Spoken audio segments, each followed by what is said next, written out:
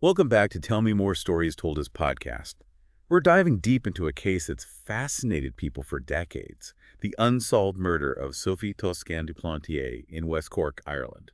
It's a case that's captured the imagination because you have this peaceful setting and then this brutal crime. It's a contrast that's fueled so much speculation. Right, you have this tranquil countryside in West Cork, and then this shocking murder. Sophie Toscan du Plantier, a French TV producer, she was only 39. She had a holiday cottage there and loved Ireland. She'd visited a lot as a teenager.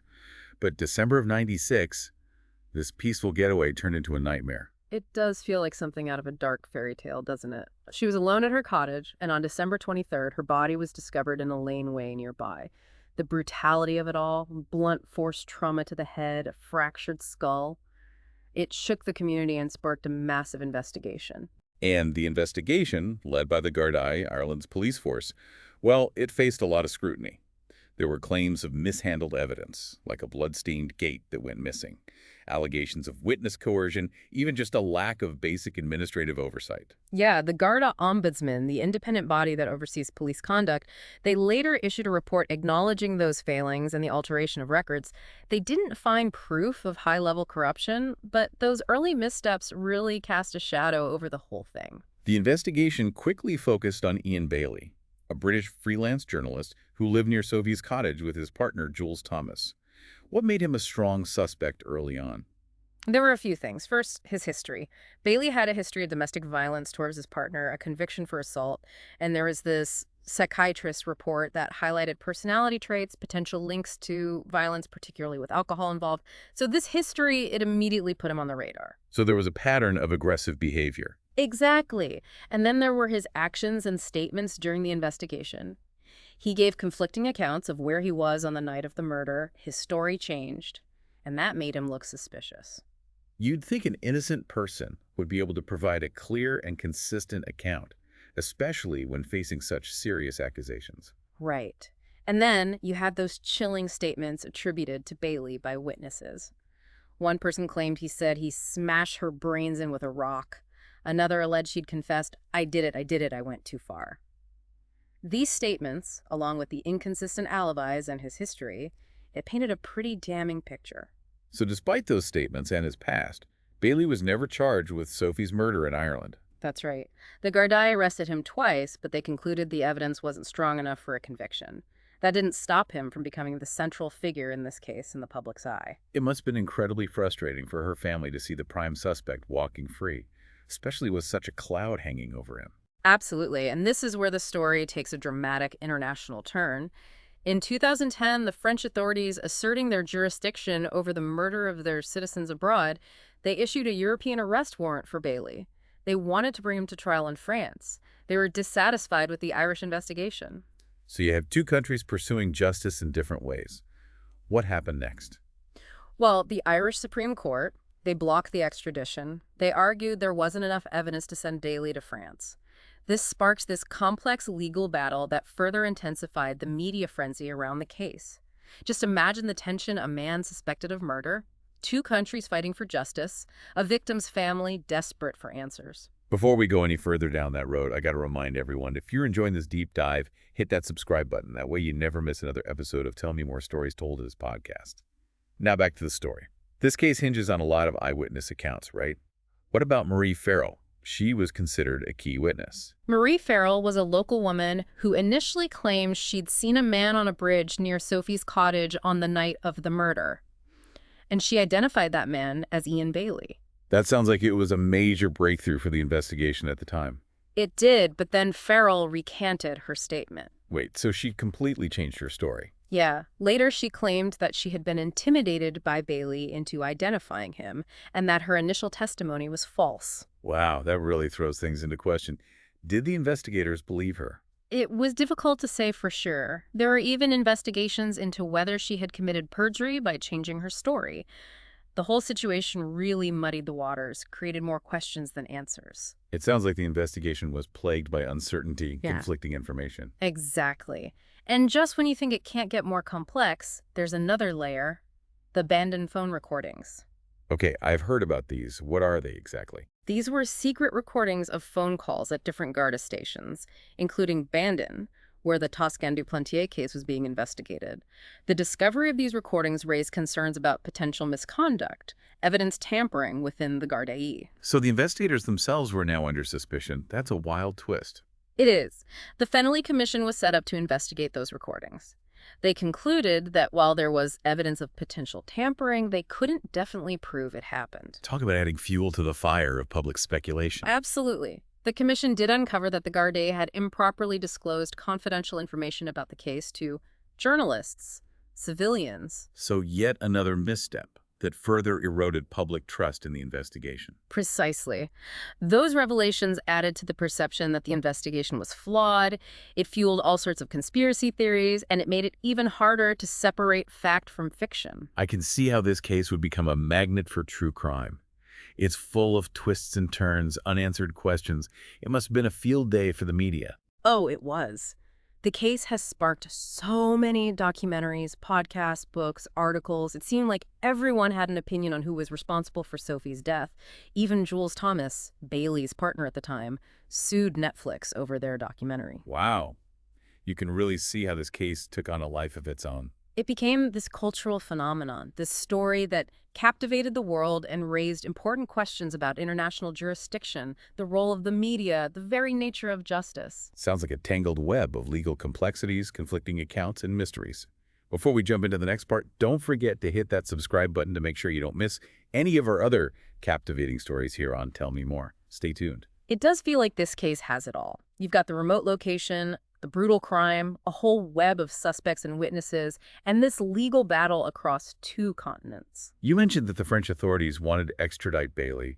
What happened with all of that back and forth? It was a roller coaster, really. The Irish Supreme Court initially blocked the request from France, but the French, they didn't give up. They kept building their case against Bailey, and, well, this was a surprise.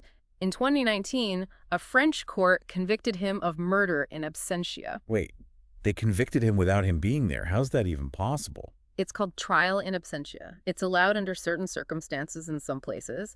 Basically, the French court felt they had enough to go ahead with the trial, even though Bailey wasn't there in person. They sentenced him to 25 years in prison. Wow, that's a big development. So he was convicted of murder in one country, but he was living free in another. What did that mean for him on a practical level? It meant he was living in a really uncertain situation. He couldn't travel to France or any country that might extradite him, and the conviction really hurt his reputation. Of course, Bailey always maintained his innocence, but the French conviction definitely added another layer of complication. It must have been a tough situation for Sophie's family, too.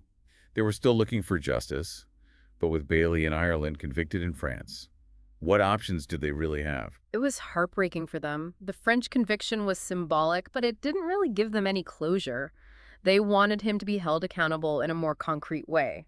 The focus then shifted back to Ireland, and in 2022, the Garda's Serious Crime Review team announced that they'd be doing a full review of the case.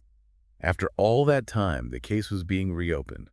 What was the hope behind this review? It was seen as a chance to look at the evidence with fresh eyes. Maybe some new forensic techniques could be applied, or maybe a witness who was scared to come forward before might feel differently now. It had been over 20 years, though.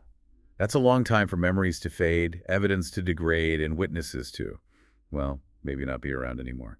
Did all that time make the review harder? It definitely added a layer of complexity. Re-examining a cold case after so long is tough. Witnesses might not remember things clearly. Evidence could be lost, contaminated. People who worked on the case initially, they might not be around anymore. It makes you wonder if there even was a clear answer anymore. And then, another turn of events. Bailey, the main suspect, convicted in France but never charged in Ireland. Yes. Well, in January 2024, he died. He was 66. They think it was a heart attack. It was a shock, and it left people with a lot of questions. Some people felt like it was a kind of closure. The legal battle, at least, was finally over. Others, they felt like they'd been cheated out of a resolution. Would his death make people take another look at the evidence against him? Would new witnesses feel safe coming forward now? It seems like even in death, this case just hung over him. Yeah. What happened with the investigation after he died? Just a few days after, the Gardaí, they searched his apartment, they had a warrant, they took a bunch of stuff, a laptop, memory sticks, notebooks, even personal belongings. They were probably going to do DNA testing on some of it. It's like something you'd see on TV. still following leads even after he was gone. It shows how determined the Gardaí were to get to the bottom of this, even after all these years. What were they looking for? Maybe a hidden confession, or evidence that linked him to the crime scene, something to back up what the witnesses said. Or maybe something that pointed them in a whole new direction, something that cleared his name after all this time. It's really interesting how the search for the truth went on even after Bailey was gone. Absolutely. This whole deep dive into Sophie Toscan du Plantier's murder has been filled with twists and turns, and the sense that we'll never really know everything. From the mistakes early in the investigation to the conflicting witness statements, the legal battle between two countries, it shows how complex the justice system is, and how much power unsolved mysteries can hold. It's a story that keeps people fascinated, frustrated, and talking. It's kept people captivated for years. It's easy to get lost in the legal side of things and all the twists and turns, but we can't forget about the human costs of all this. Sophie Toscan du Plantier was a mother, a wife, a daughter, a friend. She had her whole life ahead of her, and it was taken away. It's true. Her family has gone through so much pain, frustration over the years. They've had to deal with the courts, with the media, and all along they've just been searching for justice for Sophie, trying to understand something that just doesn't make sense. They've been through so much. That's amazing how strong they've been. Yeah. What about the impact on West Cork itself? We've talked about the legal battles and the media attention, but how did it affect the people who live there? Well, it really changed things. West Cork was known for its beauty, its peacefulness, and then suddenly it became known for this horrible, unsolved murder. It affected tourism, it created a lot of gossip, and it even divided the community. People took sides. Some believed Bailey was guilty, others didn't. It shows that even in a place that seems perfect, bad things can happen, and how the effects of a crime can spread so far. That's right. And it makes you think about what justice really means, especially when you've got different countries, different legal systems involved. After Bailey died, they searched his apartment, but we haven't heard much about what they found. Did they find anything important? The Gardaí haven't said anything about what they might found in Bailey's apartment. They haven't released any information about specific evidence. So that's another mystery that remains. What about the Garda review that started back in 2022? Has there been any movement on that? The review's still going on, but it's slow. They're being very thorough. They're looking at old evidence again, talking to witnesses, and seeing if any new leads have come up. After all this time, all the twists and turns, do you think we'll ever really know what happened? Will Sophie's family ever get the closure they deserve? It's really hard to say. This case has been a mystery for almost 30 years. But even if we never get a definite answer, the search for truth has to keep going. Every piece of evidence they examine, every witness they talk to, it brings us a little closer to understanding what happened to her. The murder of Sophie Toscan du Plantier is one of those mysteries that just stays with you. It's kept people fascinated and frustrated for years. It's a story that makes us think about how fragile life is, how complex people are, and it reminds us that there are things we may never know for sure. And even when it seems impossible, we can't stop looking for justice. Thank you for joining us on Tell Me More Stories Told as podcast. We'll be back soon with another story. Until then, keep thinking, keep asking questions, and stay curious.